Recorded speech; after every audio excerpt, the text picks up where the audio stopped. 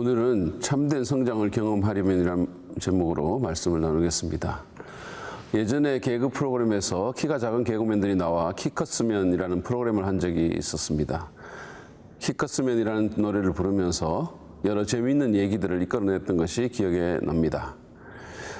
신체적인 키가 크는 것도 좋겠지만 더 중요한 것은 영적인 키가 크는 것입니다. 그리스도인의 경우에 믿음과 영성과 성품이 성장하는 것입니다. 그것이야말로 참된 성장이라고 할 수 있죠. 근데 안타깝게도 많은 그리스도인들의 믿음이 성장하지 않고 그 자리에 머물러 있는 것을 봅니다. 심지어는 오히려 더 퇴보하는 경우도 있습니다. 우리는 어떻게 영적으로 성장할 수 있을까요? 진정한 성장의 비결은 무엇입니까? 예수님을 만난 후 계속해서 성장을 경험했던 사도 바울을 통해서 성장의 비결 두 가지를 나누기를 원합니다. 오늘 본문 말씀은 갈라디아서 1장 15절부터 24절 말씀입니다. 먼저 참된 성장을 경험하려면 우리는 믿음의 교제를 해야 합니다. 17절에 쓰인 것처럼 바울은 아라비아 사막에서 3년간 은둔 생활을 한 후에 잠깐 다마스커스로 갔다가 기독교의 발흥지인 예루살렘으로 갔습니다. 이것이 그가 회심 후 처음 예루살렘으로 갔을 때인데 주 37년 정도였을 것입니다. 그는 15일간 머물렀는데 거기서 베드로와 야고보를 만났죠. 18절부터 19절에 그 이야기가 나옵니다. 3년 뒤에 나는 게바를 만나려고 예루살렘으로 올라갔습니다. 나는 그와 함께 보름 동안을 지냈습니다. 그러나 나는 주님의 동생 야고보 밖에는 사도들 가운데 아무도 만나지 않았습니다. 바울이 첫 번째 예루살렘 방문 일정을 자세히 밝히는 것은 그가 예수님의 사도들에게 복음을 전수받거나 배운 것이 아니라는 사실을 분명히 하려는 의도가 있었습니다. 그는 회심하고 3년이 지난 후에야 갔습니다. 그 말은 이미 복음의 의미를 충분히 파악했다는 뜻입니다. 거기다가 보름밖에는 머물지 않았습니다. 이는 신학을 배우거나 하나님의 뜻을 다 전달받기에는 너무 짧은 시간이죠. 뿐만이 아닙니다. 그는 베드로 외에 다른 사도들은 만나지도 않았습니다. 그가 그 기간 동안 만났다고 한 또 한 사람인 야고보는 12제자 중 한 사람이 아니라 예수님의 육신적인 동생 야고보입니다. 복음서의 기록을 보면 그는 예수님이 살아계실 때 예수님을 믿지 않았던 사람입니다. 바울이 방문했을 때 야고보는 사도로서 인정을 받은 것 같지만 예수님을 믿은 연도로 따지자면 바울이나 별 차이가 없습니다. 다시 말해서 바울이 뭘 배우거나 전수받을 대상이 아니라는 말이죠. 한마디로 그가 예루살렘의 사도들로부터 복음을 받았다는 말은 전혀 논리적이지 않다는 뜻입니다. 그러면서 그는 20절에서 자신의 말이 진실임을 믿어달라고 호소합니다. 내가 여러분에게 쓰는 이 말은 하나님 앞에 맹세코 거짓말이 아닙니다. 자, 그렇다면 바울은 왜 예루살렘에 갔을까요? 그의 방문 목적은 베드로와 교제하는 것이었습니다. 18절에 게바를 만나려고 예루살렘으로 올라갔다고 되어 있는데 게바는 베드로의 아람어 이름입니다. 여기에 쓰인 만나다라는 동사는 어떤 사람을 알기 위한 목적으로 방문하다 또는 앉아서 담소하다 등의 뜻을 지니고 있습니다. 다시 말해서 바울이 예루살렘에 간 가장 중요한 목적은 예수님의 수제자인 베드로를 만나서 그와 대화를 나누며 그를 더 깊이 알기 위해서였습니다. 서로에게 임한 하나님의 은혜의 얘기를 주고받으면서 격려를 받고 힘을 얻기 위해서였죠.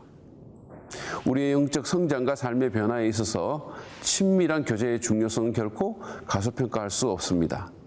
우리는 혼자서 잘 자랄 수 없고 지속적인 변화를 경험할 수도 없습니다. 릭 워렌은 그래서 교제를 경건의 시간, 헌금 생활과 함께 성장을 위한 3대 습관 가운데 하나라고 했습니다. 여러분 성장을 원하십니까? 그러면 삶을 나누는 교제의 시간을 가질 필요가 있습니다. 근데 아쉽게도 이것은 오늘날 현대인들에게 상당히 결여되어 있죠.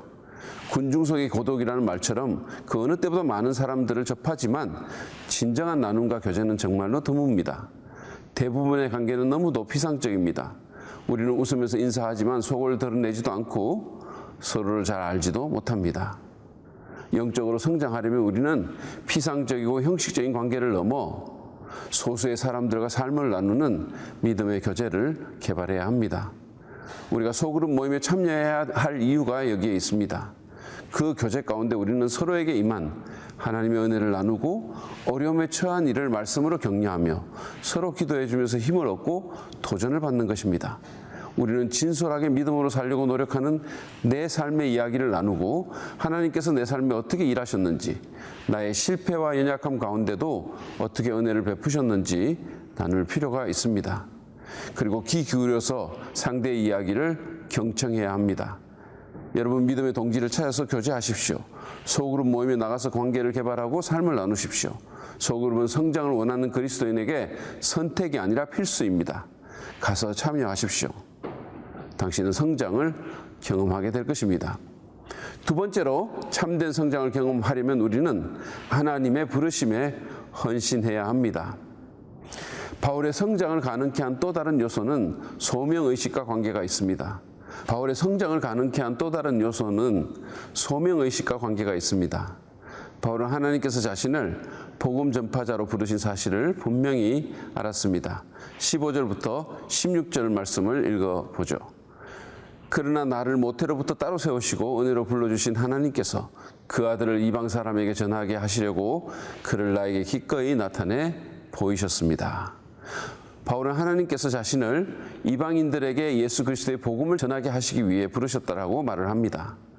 이방인들의 사도, 그것이 자신의 소명임을 알았던 것이죠. 그래서 그는 그 일에 헌신했습니다. 21절부터 24절 말씀까지 읽어봅시다. 그 뒤에 나는 시리아와 길리기아 지방으로 갔습니다. 그래서 나는 유대 지방에 있는 그리스도의 교회들에게는 얼굴이 알려져 있지 않았습니다. 그들은 다만 전에 우리를 박해하던 그 사람이 지금은 그가 전에 없애버리려고 하던 그 믿음을 전한다 하는 소문을 들을 따름이었습니다. 그래서 그들은 나를 두고 하나님께 줄곧 영광을 돌렸습니다. 시리아와 길리기아는 이방 땅입니다. 바울은 자신의 소명대로 이방 땅으로 갔습니다. 그가 했던 일이 그 본문에 나와 있죠. 23절 말씀을 다시 보시죠. 전에 우리를 박해하던 그 사람이 지금은 그가 전에 없애버리려고 하던 그 믿음을 전한다. 그게 바로 바울이 한 일이었습니다. 그는 자기 인생에 대한 하나님의 부르심을 이해했고 그 일에 헌신했습니다. 그로 말미암아 그의 인생은 완전히 다른 코스를 가게 되었으며 하나님은 그를 통해 영광을 받으신 것이죠. 여러분은 자신의 삶에 대한 하나님의 부르심을 이해하고 있으십니까? 우리가 보통 소명 또는 부르심이라고 하면 목사나 선교사를 떠올리는데 하나님은 그들만을 부르시는 것이 아닙니다. 하나님은 모든 그리스도인을 소명하십니다. 물론 하나님은 어떤 사람을 목사나 선교사로 부르시죠. 그러나 모든 그리스도인을 다 그 일로 부르시지는 않습니다. 윌리엄 윌버포스는 엄청나게 헌신된 사람이었지만 하나님께서는 그를 영국의 정치가로 부르셔서 노예 해방의 위대한 일을 이루게 하셨습니다. 덴마크의 철학자인 키르케고르는 소명의식에 대해 이렇게 말했습니다. 소명의식은 나 자신을 이해하는 것이요 하나님이 진정 내가 하길 원하시는 것을 아는 것이다. 그것은 내게 해당되는 참된 진리를 발견하는 것이며 내가 위하여 살기도 하고 죽을 수도 있는 그 사상을 찾는 것이다. 그렇습니다. 우리는 내게 대한 하나님의 소명을 반드시 발견하고 이에 응답해야 합니다. 그것이 없이는 영적 성장은 물론 인생의 참된 성공도 경험할 수 없습니다. 그럼 어떻게 소명을 발견할 수 있을까요? 신약학자인 스캇 맥나인은 세 가지 지침을 제시하는데 하나는 내적인 확신이며 다른 하나는 교회 지도자들의 지혜를 빌리는 것입니다. 마지막 하나는 우리를 잘 아는 전문가의 평가와 피드백이라고 했습니다. 소명을 제대로 이해하고 이에 헌신하는 것보다 더 중요한 것은 없습니다. 만약에 우리가 이 부분에서 실패한다면 자신뿐 아니라 주위 사람들을 불행하게 할 것이며 하나님도 영광을 받지 못하실 것입니다. 여러분의 소명을 이해하십시오. 하나님께서 내가 무엇을 하기를 원하시는지를 깨달으시기 바랍니다. 그리고 그 소명에 응답하고 헌신하십시오. 소명을 이해하는 것도 중요하지만 그 일에 헌신하는 것은 더 중요합니다. 하나님은 여러분을 교사로, 주부로, 회사원으로, 간호사로, 사업가로, 교회의 직분자나 목사로 부르실 수 있습니다. 물론 그 이전에 여러분이 무슨 일을 하든지 하나님은 우리 모든 그리스도인을 하나님 자신에게로 그리고 예수 그리스도의 제자로 교회 공동체의 일원으로 부르셨습니다. 그 기본적인 부르심의 바탕 위에서 우리를 다양한 일로 부르셨다는 말씀입니다. 그런데 소명의식이 없거나 소명에 헌신하지 않은 사람들은 그 일을 통해 세상적 이익을 추구하며 자기를 기쁘게 할 것입니다. 그러나 소명에 헌신한 자들은 그 일을 통해 그게 무슨 일이든 간에 정치가든 사업가든 교사든 학생이든 주부든 회사원이든 전문 기술자든 상관없이 그 일을 통해 하나님을 섬기며 그분의 나라를 높일 것입니다. 그리고 그런 과정을 통해 여러분의 믿음과 영성은 크게 성장할 수 있을 것입니다. 달라스 신학대학원의 인기 교수였던 하워드 핸드릭스 박사는 젊을 때 오랜 출장을 다녀온 후 자신의 가정에서 일어난 일에 대해 이야기한 적이 있습니다.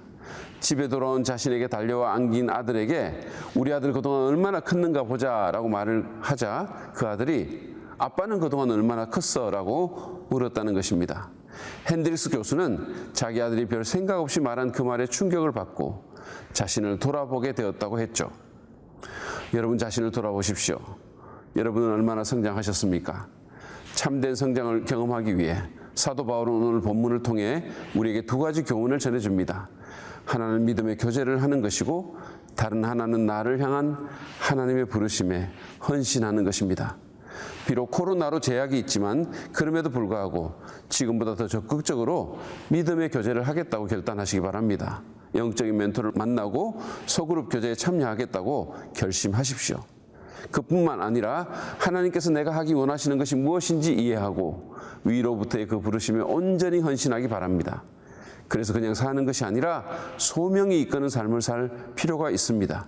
그럴 때 우리는 믿음과 영성과 성품에서 진정한 성장과 변화를 경험할 수 있을 것입니다.